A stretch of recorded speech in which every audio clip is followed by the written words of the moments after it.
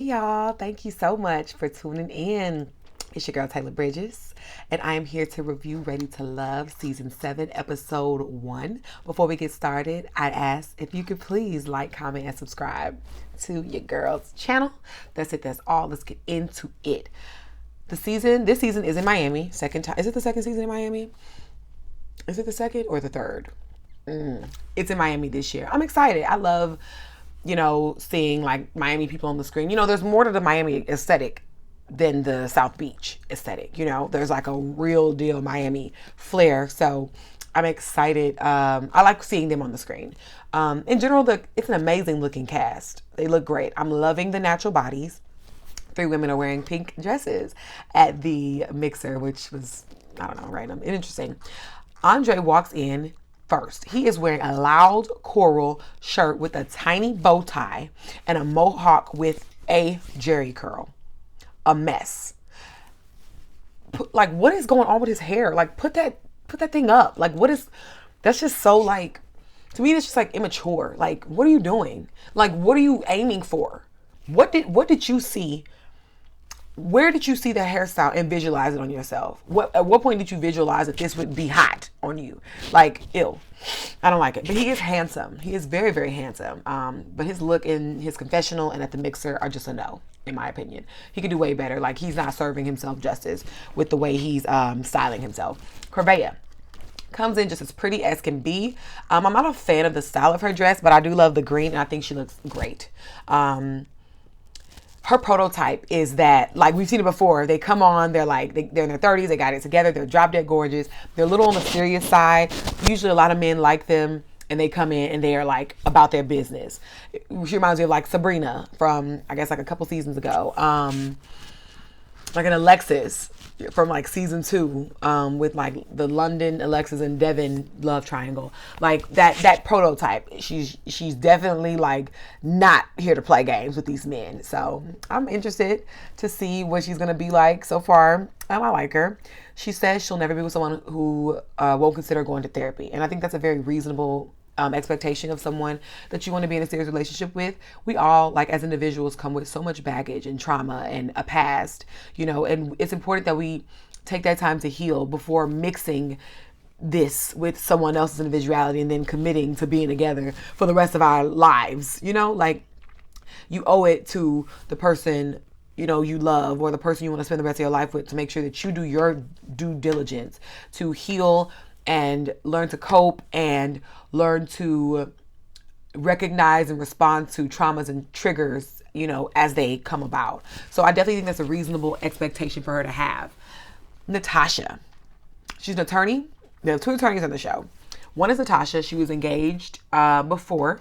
Her hair and her makeup are sloppy, and it makes her look way older. She's like 37. I think her like picture, like the cast photo, looks beautiful. I think she looks super cute, great for her age, but on the show, it's not given. It looks bad. It looks very sloppy to me. She commented on Blake only smiling once towards the end of this episode, and it annoys when people say that to people. Like, I don't like when men be like, you're not smiling. Let's like, so say something to make somebody smile. Like, say a joke or tell them, like, compliment them or something. But like, people, anything, like, you don't know what's on somebody's mind. Somebody could have just like gotten out the car to some terrible news. Somebody could be like doing math in their head, remembering what's that last item to get from the grocery store, like, or in a depressed mood, like, or just zoned out. Like, they could be high. Like, like, you don't know. Like, I don't like when people just like, you're never smiling. So what? Like, so if someone walked to me and started talking, I'm not automatically going to be like, I might, but if that's not what I'm naturally feeling, I'm just going to sit there intently listening. That's it. My face is going to be here. I'm listening. Like, that's it. I just don't like when people do that. I don't like when men do it to women. I've never seen a woman do it to a man, but I just saw it with Natasha, and I don't like that. I don't like it at all. Z is gorgeous. I'm loving her natural beauty. She's giving me the prototype of the sweet, gentle, calm, kind of feminine energy of the show. Actually, I take that back. Because somebody else, Jeffrey, does it way worse. So I'm going to give that prototype to Jeffrey. Z has a natural beauty that I'm loving. I love her freckles. It's interesting that she's actually giving me, she's 34, she's giving me like the young, kind of rambunctious, childish one of the show. Like the Adriana from the season with Rashid and Simone. I think that's season 3. Like your Adriana, you know. Maybe play a little game or two, a little immature. That's what she's giving me. We will see. I'm just giving a initial, you know, judgment off of it, you know, an initial judgment based on what I've seen. So we don't know her yet, but it's interesting. She said that communicating is like foreplay to her because she was later accused of not being a clear communicator by DeMario. And I actually agreed with DeMario. I don't like when people, like when you ask them a question and they immediately expound and then try to like round it down to like the central main point. I think it's better to directly answer the question first and then expound. Do you like veggies? Yes. Blah, blah, blah, blah, blah, blah, blah, blah, blah. Like, that's how I prefer to be communicated to. I think it's just clearer because when you start expounding, the person's trying to follow and keep up. And I think it's just more difficult sometimes for somebody to like understand where you were trying to get to. I think you should start with what you're trying to say. And Z was doing the expounding and then getting to her final point. She was saying a bunch of nothing.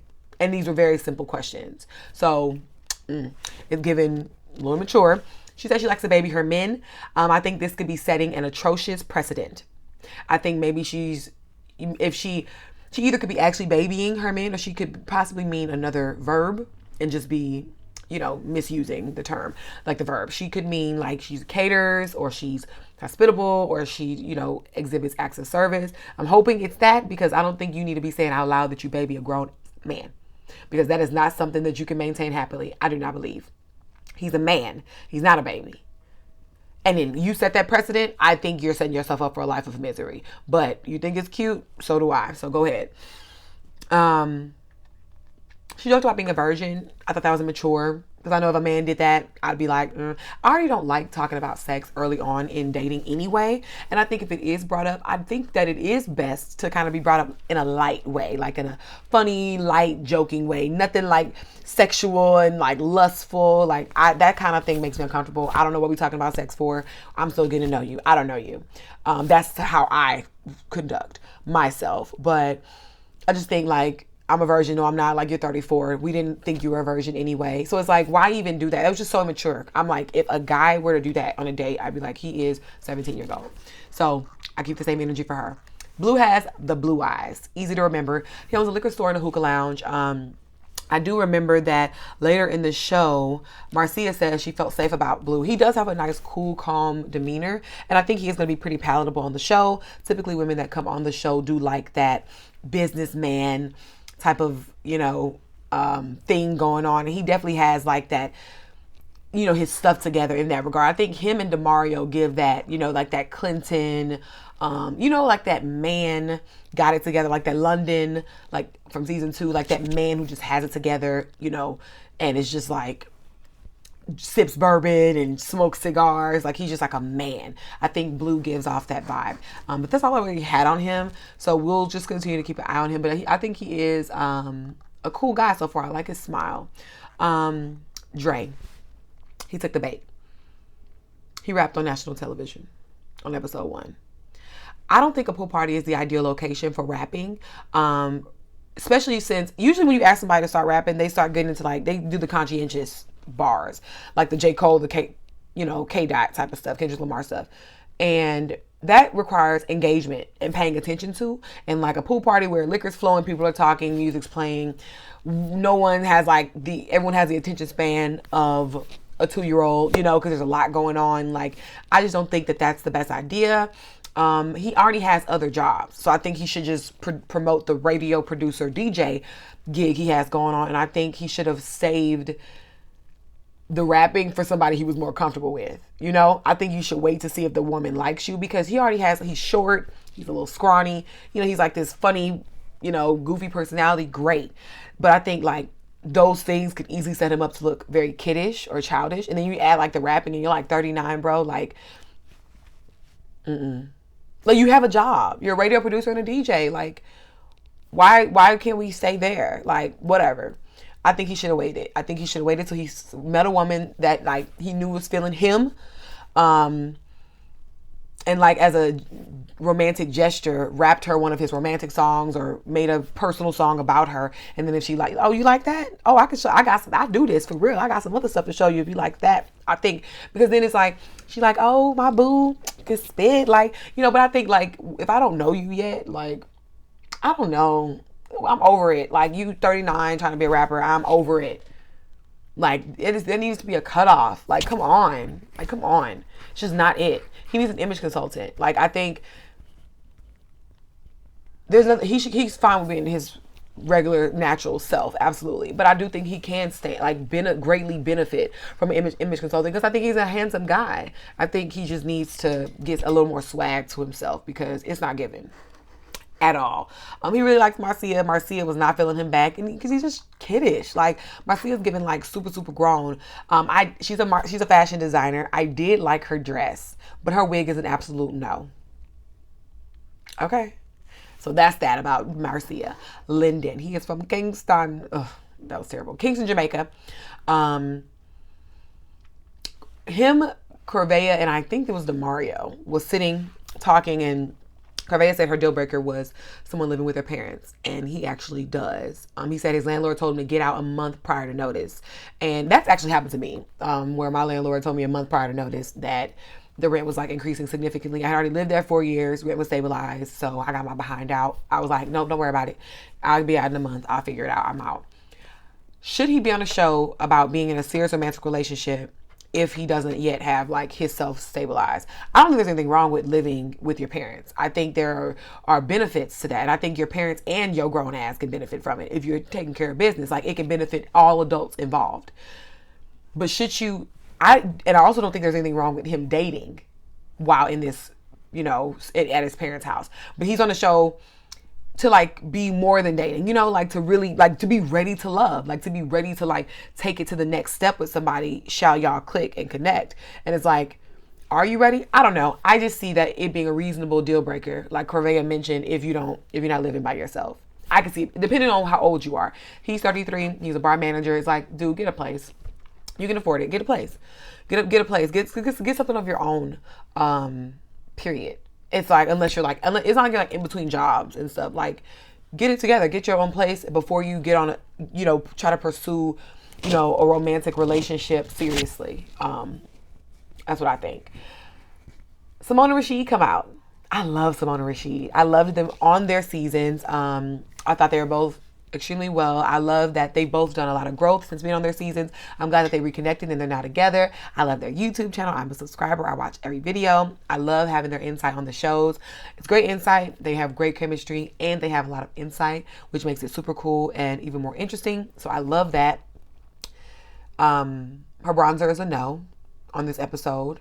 That doesn't stop her from being absolutely beautiful. She's beautiful, but I noticed it and I was tired of looking at it. Otherwise, she was snatched. That dress was everything. Rashid looked good. They looked phenomenal together. They looked absolutely beautiful. Like, both of them were on point, head to toe, except for the bronzer. Mercedes is a flight attendant, and she says it's been a hindrance in her relationships. That's interesting because there's another flight attendant, Courtney, was on like season 2. She said the same thing. She mentioned it being a little difficult too. I'm guessing because I think Courtney mentioned like that, like there's like this stigma that she has like a dude in every state or something, that she's getting around and just has like a dude waiting for her everywhere she goes. I'm sure the schedule can be something pretty interesting as well. I wonder how they navigate that while being on the show. Like, I know Courtney was working while still on the show for sure, but I wonder how Mercedes is doing it this season. I wonder how she's going about it, but that's interesting. They say flight attendants and nurses, that sort of, those professions are sometimes a little difficult, pardon me, for dating. So, I can definitely see it though. I can see how it could be difficult. I wouldn't want to date a male flight attendant. Like, it's not for me, but people gotta work. Okay. She told Anthony she wouldn't mind playing stepmommy. No ma'am. You don't know him. So I don't know. Like, you don't know him. Don't say that. You don't know what his relationship with his baby mothers are. You don't know what his relationship with his own kids are. You don't know what kind of father he is. You don't know what kind of man he is. Why would you throw out I wouldn't mind being a stepmommy. First, okay, that's it. That's how I'm gonna leave that.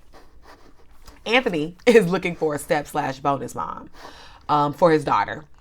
He kept looking real different between scenes. Like, he doesn't look the same in any scene to me. Because I'm like, one moment he's attractive, next moment I'm like, not so much. It was just like he was looking different. I like, from the side, I couldn't tell who he was from his profile when he was talking to Mercedes. I did not even like that angle. I wish they would show like the front of his face. I was sick of looking at the side of the back of his head. Like, I was sick of that. But him and his kind of stepmom thing. Granted, when you get with somebody who has kids, yes, the parent is essentially looking for someone that can be a positive impact on their kids. They're going to be in their kids' lives. So naturally, that's what comes with it. Like, it is what it is. Like, you better be looking cautiously to you can like her all you want. Yeah, you need to make sure she's good with your kids. You better. But it's just given what's his name from last season? What's his name? Y'all know who I'm talking about. The 3 kids in the Beijing playing games with old girl with the big eyes. She was also a flight attendant. I cannot think of their name from last season, but we're gonna see because they be playing games. Was his name Dre? I forgot. I'm loving Rashad and Simone intermingling with the singles. They seem pretty comfortable. I think they have some great insight. At this point, they are actually still just boyfriend and girlfriend. So it was like, okay, but they did have good insight, and why not? You know, they've been on the show. Clearly, they're seriously dating. And then Rasheed pops the question, beautiful proposal. I did the research like most people did. Be like, is this the real deal? Did they refilm this? Did my girl Simone have to re-cry for television? Because girl, we are not going out like that. But I think it was actually the real deal, the original footage, and really how it really went down for the engagement. So once again, congratulations to Rasheed and Simone. I am so excited. And I hope they stay on the season. I hope they show up more through the season. I hope they're like, here, we need somebody other than Tommy, because like Tommy doesn't give like actual relationship advice really. Like, he used to in the beginning, but not really so much. Like, come on, navigate. Like, I know they're adults, but like, let's navigate and move this thing along. Like, let's really, encourage, love. Like, let's find love. Like, get these people who are playing games off of here. Period. So I did like Rasheed and Simone giving their insight. And I hope that they do get a special for their wedding. That'll be great. I saw Simone like asking if people will be interested in it. Girl, we are interested in it. That would be phenomenal. I would love to see that. So I'm hoping that that is the case. Now, Blake has 3 kids from 3 different points of his life. Was he previously married? I don't know. That's just like a red flag to me. Like, after one child with somebody, it doesn't work. Then you do it again and it didn't work. Then you do it again. And like, no point in this do you like, okay, let me not have any more kids until I'm with the woman that I'm committed to. You made that choice 3 times. So I'm curious to know if he is married.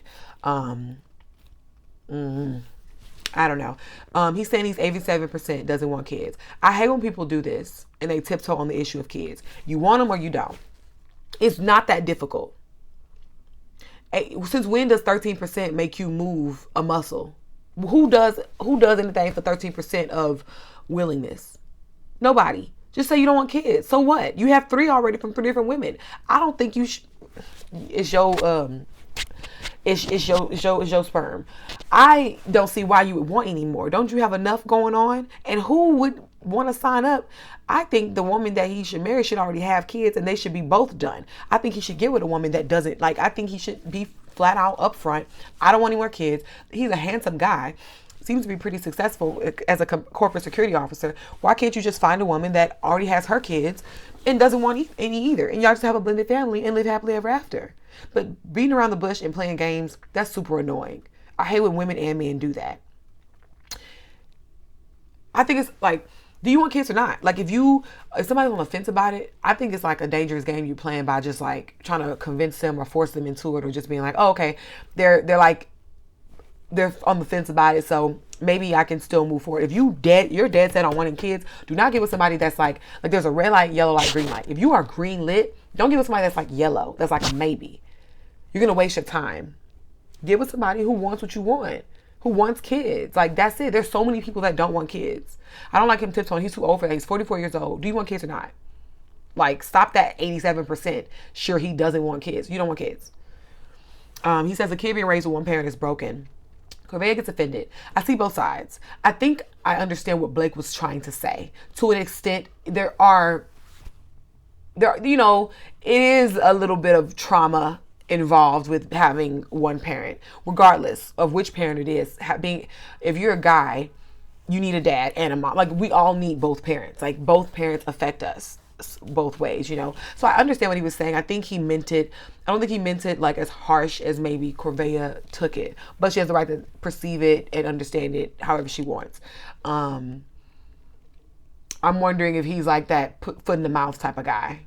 We have one of those every season too. The one that handsome, got everything going for him, but just, he reminds me of from season 2, Jimmy, when he revealed what's her name, with the jail, that her ex-boyfriend was like a jailbird, or he was in prison or something, and he made a joke about it, wanted her to talk about it in front of every other people. Like, Jimmy just kept putting his foot in his mouth constantly. He was just a-hole constantly. Very charismatic, sweet guy, but like just was so like childish, constantly just couldn't ever get the right thing said. So I'm like, you 44 now, so we gonna keep our eye on you now. DeMario says he liked the baddies. Okay. Like I said, I do agree with him regarding Z and the combo they had. She was all over the place, not answering questions. I think he's a handsome guy. He seems to be there for the right reasons. He seems to be a bit on the mature side, so I'm gonna give him the benefit of the doubt. I'm liking him so far. Jeffrey's drop dead beautiful. She's giving me the energy of like the ace, the one that's calm, cool, all the men like. She's soft. She's giving me the one, the season where the girl was wearing the brace that whole time, but ended up being crazy. The one that was always soft and talking like this. And she wore the brace the whole season. I think it was last season. Yep, her. And then she reminds me of Jeffrey also reminds me of like Ace, who was like, one second they put her job as a philanthropist, the next second they put her job as a yoga instructor. They couldn't figure it out, I guess. She gives me that. She's very sweet, calm, collected. 3 kids though. I don't know. I ain't trying to judge you too much, Jeffrey, but just giving you a little off your rocker too. Just like with Blake, they both getting the same energy. Were you married? Were you previously married? Because you too, 1 child, 2 child, 2. And look, there's nothing wrong with like moving on, learning from your mistakes. It's just like, it is what it is. Like, it shows a history of poor decision making. Period. It just does. And then she's 32 at that. It just shows. And I'm not trying to offend people who do have multiple kids and who may not be married. I'm just giving my opinion and my observation. My mother has me and my 2 little sisters, she has 3 daughters, and we all have different dads. So I have the same smoke for her too. It exhibits poor decision making. Period. In my opinion. If you flat out don't want marriage, fine. There's no way Jeffrey at 32 can tell me that that life has been advantageous for her, having 3 kids and no marriage. So if you don't want marriage, then why keep popping out babies? Unless you are just, I don't care how much money you have. Kids need their parents. However, if you are going to take that route, Jeffrey is an executive assistant. And granted, executive assistants make great money. I would know. However, no ma'am. Poor decision making. So I want her to be herself this season. Just like with Ace and just like with wrist brace girl, I can't think of her name. She had like the big boobs and the bad wig.